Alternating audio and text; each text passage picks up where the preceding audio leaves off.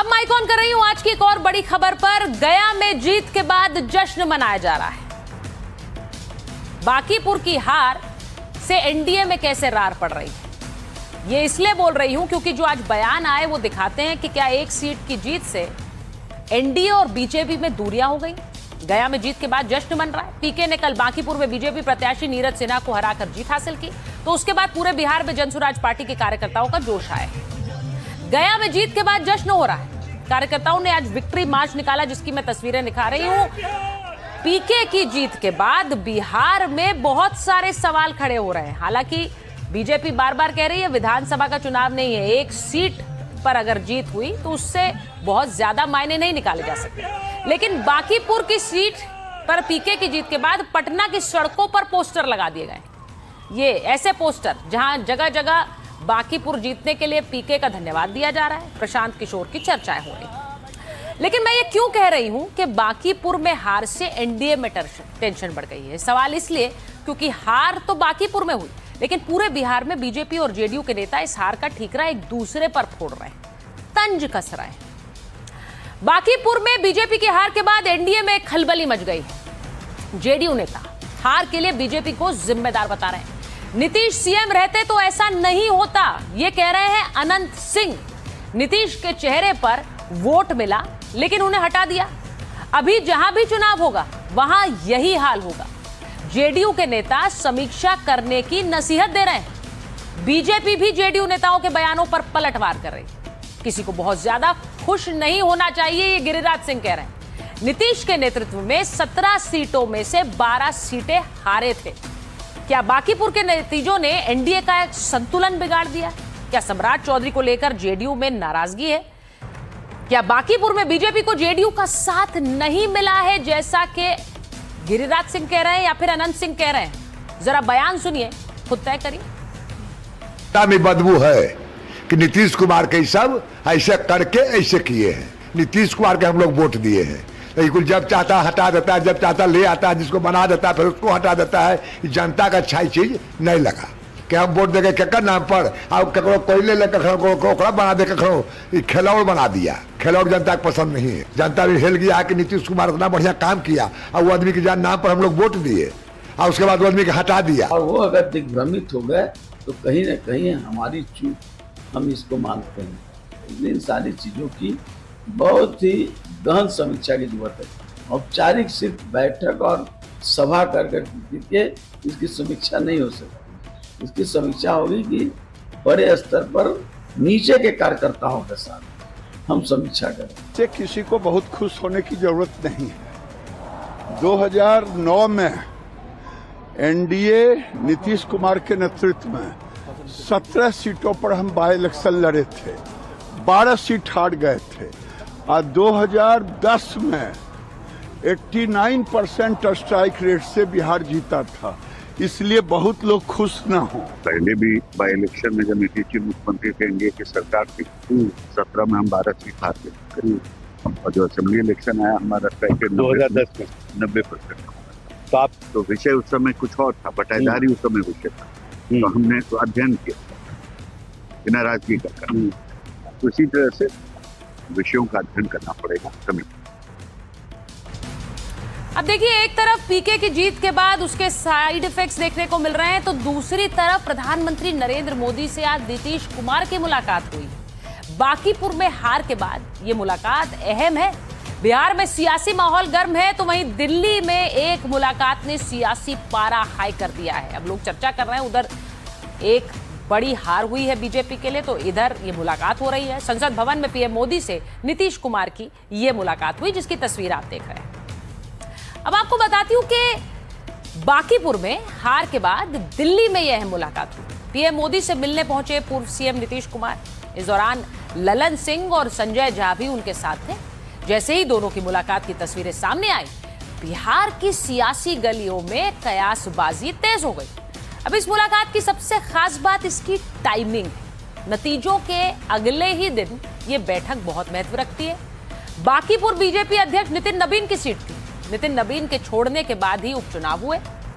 बांकीपुर में हुई हार को लेकर मंथन भी चल रहा है। मुलाकात को लेकर आधिकारिक बयान अभी तक नहीं आया है। दोनों तरफ से कहा गया कि एक अनौपचारिक मीटिंग थी, लेकिन बांकीपुर की हार के बाद इस बैठक की महत्व क्या बढ़ गया है।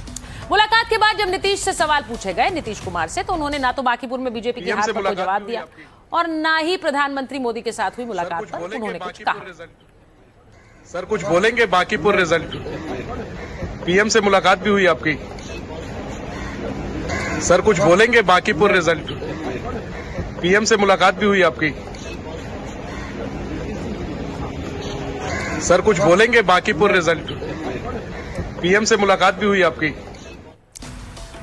तो नीतीश कुमार ने तो कुछ नहीं कहा, लेकिन केंद्रीय मंत्री और जेडीयू के बड़े नेता ललन सिंह ने प्रधानमंत्री मोदी से मुलाकात को अनौपचारिक मुलाकात कहा। नीतीश कुमार जी अनौपचारिक रूप से कर्टसी कॉल में प्रधानमंत्री जी से मिलने गए थे और प्रधानमंत्री जी के साथ अनौपचारिक थी, कोई औपचारिक मुलाकात नहीं थी, वो कर्टसी कॉल था और कर्टसी कॉल के लिए गए थे। क्या उसमें बिहार के विकास को लेकर भी चर्चा हुई? बिहार के विकास के लिए नीतीश कुमार जी सदैव चिंतित रहते हैं और प्रधानमंत्री जी ने भी ये कहा कि हम सबको मिल के बिहार के विकास को और आगे बढ़ाना है और बिहार को विकसित बिहार बनाना है। अब आपको बताती हूं कि इस जीत का एक और साइड इफेक्ट क्या रहा। नतीजों से बिहार की राजनीति में एक नई चर्चा शुरू। तेजस्वी के सामने बड़ी चुनौती हो सकते हैं पीके। अब माना जाता था कि पीके का असर सवर्ण वोट पर पड़ेगा, बीजेपी के शहरी वोट में सेंध लगा सकते हैं पीके, लेकिन बांकीपुर चुनाव में अलग ही तस्वीर देखने को मिली। पीके की सभाओं में मुसलमान यादव समाज के लोग भी दिखे। अब जानकारों का मानना है कि कुछ हिस्सा वोट में बदला। क्या आरजेडी के वोट बैंक में सेंध लगना शुरू हो गया है? आरजेडी का सबसे मजबूत आधार एमवाई समीकरण रहा है। अगर पीके इसी समीकरण के लिए अच्छा विकल्प बन गए तो आरजेडी की राजनीति का पूरा समीकरण ही बदल सकता है। पीके के विधायक बनने का असर भी तेजस्वी पर पड़ेगा। पीके के विधानसभा में होने से विपक्ष की शक्ल बदल जाएगी। अभी विधानसभा में विपक्ष की बड़ी आवाज तेजस्वी है। अब पीके आक्रामक भाषणों से सरकार को घेरते हुए नजर आएंगे तो विधानसभा में एक अलग तस्वीर होगी और विपक्ष की राजनीति का केंद्र धीरे धीरे बदल भी सकता है। बांकीपुर के नतीजों में आरजेडी तीसरे नंबर पर रही, जिसके बाद अब आरजेडी के ही विधायक भाई वीरेंद्र सवाल उठा रहे हैं। कह रहे हैं कि अब तेजस्वी के आसपास रहने वाले कुछ लोगों को हटाना होगा। सुनिए। हमारी पार्टी में ने कहा कि संगठन की कमजोरी है और उस पर हम लोग को समीक्षा करने की जरूरत है। और वैसे लोगों को पार्टी का चेहरा, कई ऐसे चेहरे हैं जब हमारे नेता के आजू बाजू बैठते हैं तो लोग कमेंट करता है और असंसदीय शब्दों का प्रयोग करता है। वैसे लोगों को गाड़ी से निकाल देना चाहिए, गाड़ी पर नहीं बैठाना चाहिए और आजू बाजू भी नहीं बैठाना चाहिए, जिससे पार्टी को काफी हानि हो रही है। वैसे व्यक्ति को निश्चित रूप से अपना काम आपको भरोसा है उस पर, तो वैसे काम दीजिए जो नेपथ्य में रहे। तो हार बीजेपी की बिहार में हुई, लेकिन इसकी खुशी दूसरे राज्यों के नेताओं में भी हो रही है, विपक्ष में हो रही है। बांकीपुर में हुई इस हार में आने वाले चुनावों की तस्वीर देख रहे हैं विपक्ष के नेता। जीते भले ही प्रशांत किशोर हैं, लेकिन उनसे ज्यादा उस जीत से विपक्ष के कई नेताओं को जोश आए है। सुनिए कैसे विपक्षी नेता इस जीत पर अपना खुलकर मत रख रहे हैं।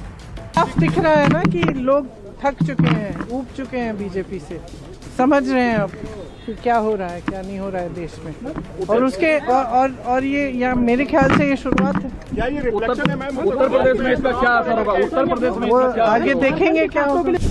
12 साल का ही रिटर्न गिफ्ट मिला है बीजेपी को। बीजेपी अगर कुंदरकी की तरह चुनाव लड़ती या बंगाल की तरह चुनाव लड़ती, बीजेपी फोर्स को लगा देती, और जैसे चुनाव लड़ते हैं बीजेपी के लोग, तो बीजेपी की हार नहीं होती। ये आपको हमको समझने की बात है। उन्होंने बिना पुलिस प्रशासन को लगा के, बिना बेईमानी किए, बिना ईवीएम पे कुछ घोटाला किए, देखना चाहते थे कि कितनी नाराजगी है उनकी। मुझे लगता है कि यही बदलाव की जो एक हवा है वो देश भर में घूमेगी। और गए 20-25 साल से जहां भाजपा हारती नहीं थी, मुझे लगता है रविशंकर प्रसाद जी ने भी कहा था कि वहाँ कोई भी दे दे, बहुत ही एकदम गलत शब्दों में कहा था, तो भी भाजपा ही जीतेगा। अभी दिखने लगा। दतिया की जनता ने, बांकीपुर की जनता ने दिखा दिया कि जनता क्या देख रही है और भारतीय जनता पार्टी का कितना विरोध है लोगों में।